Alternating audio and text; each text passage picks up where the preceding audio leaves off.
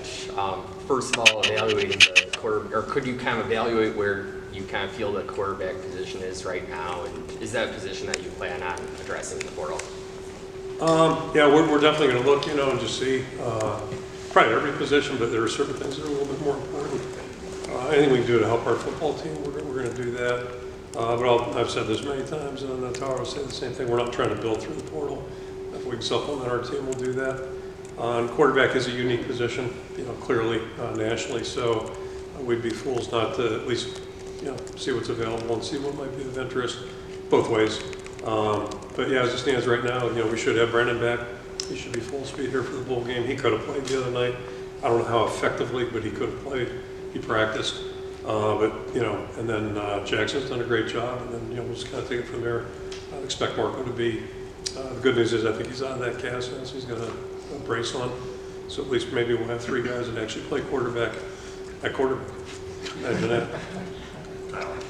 Tyler Tashman with the Des Moines Register. Now that Caleb is, he declared for the draft, how do you just kind of put into words the season he had and where he kind of ranks in the hierarchy of running backs you've coached?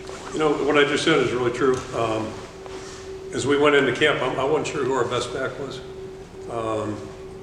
So it's just kind of funny how it goes. And I'll throw Lee Shine in there too. He had a bad ankle still. He had missed a lot of time.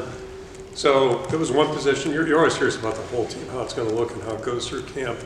But that was a position as a jump ball for all the guys involved. And Caleb has always had ability to. He's always been a great young guy.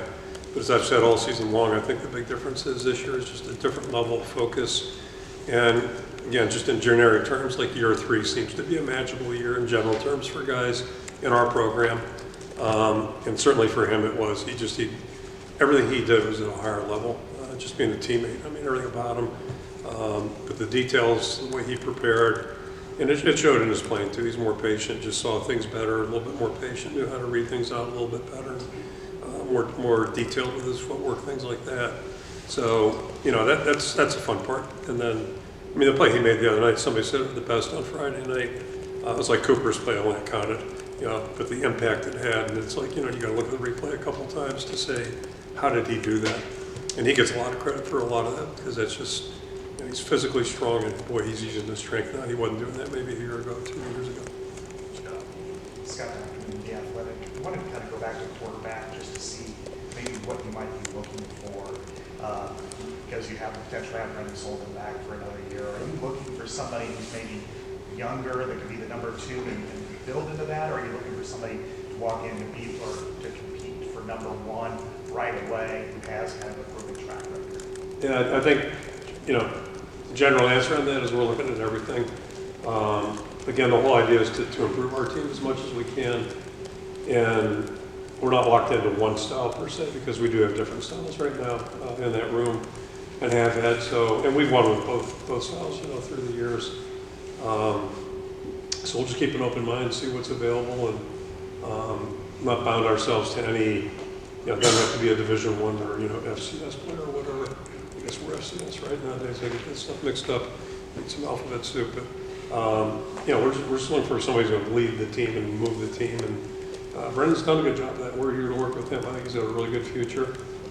Jackson's really intriguing, and Marco's a great young guy. So we've got a good room. But if we can add to it, we'll consider any options as long as they fit, our parameters. Chad Lacey, Des Moines Register.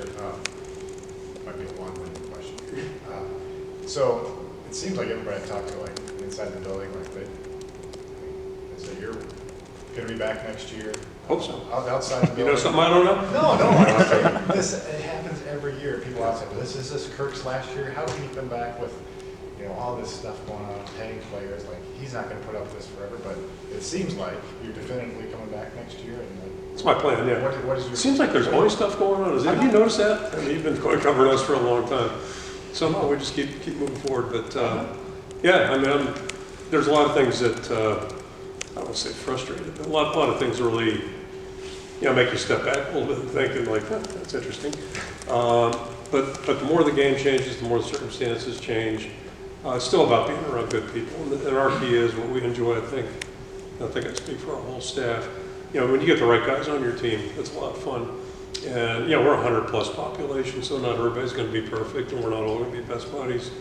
But I think there's a mutual respect amongst our team and people in the program. And, you know, to be part of that on a daily basis is pretty special. So, you know, I'm enjoying that part of it. There are things that frustrate you, obviously, at times. Injuries frustrate you. You can't do a thing about it. But it's just part of the game.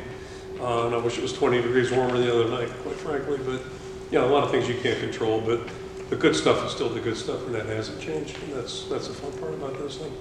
Two more for Coach Tom. Tom Kakert, Hawkeye Report. Kirk, one of the good changes I think that the NCAA made was coaches are not on the road during December now, which seemed like a sane decision. How does that impact your practice schedule for bowl prep? Because in the past, you guys basically just had to practice on weekends. Now, can you operate differently? Yeah, it's, you know, I just talked about all the changes that players are experiencing over the last, 10 years, let's say. This is really random for us. And the end of the season is always a weird thing anyway for anybody that plays or coaches. When it's over, it's just like, now what do we do? It's one of those things. So in the old days, old days being like last year, everybody got in their car or got on a plane and went somewhere. And it's really strange for all of us to be in the building right now, to your point. So that's a great point. So I'm still trying to figure out what the hell we're doing. But first and foremost, we're spending time with our players, the guys on our roster. Not physically, but just meeting with them, touching base, things you don't have time for in season. Kind of do sit down that way. And then we'll start into the football bit. And it's sitting on my desk in the top right-hand corner right now. It's like my next file to go to, how we're going to map out the month, not knowing where we're going or when we're going. But I think the one takeaway I can give you, which is good, we won't be up here at night, hopefully, because when you're doing recruiting and practice, I remember distinctly just things that stick with you, going down to the Capital One Bowl in 04, getting on the plane, and I'd seen maybe about 10% of the film I needed to see. So I mean, I got down there and it was just like Groundhog Day with video, but just felt so behind. So I'd gotten off the plane like at 3 in the morning the day before, coming back from Connecticut, I think it was, I know it was, and so this is a more sane schedule, and so that's good. Yeah, there's a positive there. Good thing. That's in a good column. Anything else going in there? No, that's good. So.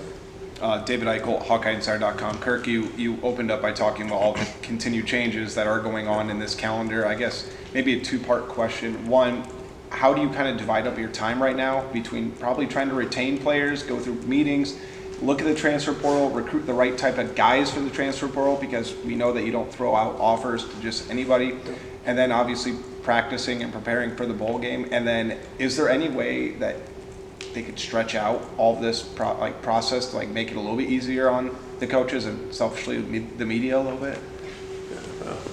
They're not thinking about you or us. I don't think. Tara probably can answer some of those better than I can. But you touched on something that I probably should have put in my points. And part of the visits with our players right now is just find out where the guys are at. Because I did ask them to put it off for 2 weeks, so now's the time to think about it, ask questions. Are you happy with your role? Here's what we see. And everybody's got an opportunity to excel and move up and all that kind of thing. But spending time with our players is first and foremost, because we want our team to be our team.